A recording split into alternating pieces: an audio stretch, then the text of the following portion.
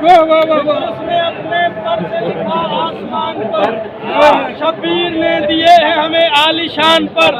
सजदे में है रसूल खुदा पुष्ट पर हुसैन, सजदे में है रसूल खुदा पुष्ट पर हुसैन।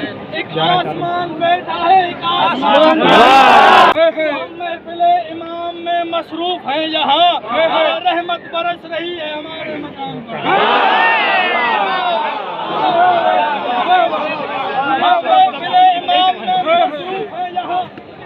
रहमत बरस रही है हमारे मकान पर। तो हुरमला चलाता है नन्हे गले पे तीर, अरे लानत है तुझ पे और तेरे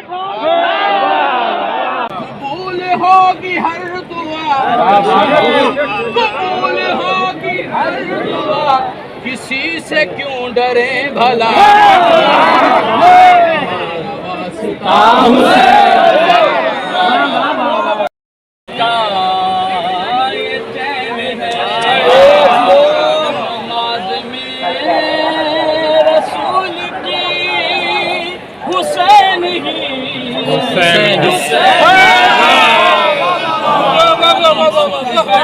और क्या अब इससे बढ़ के और क्या बताए कोई मर्तबा खुदा का राबिता हुसैन।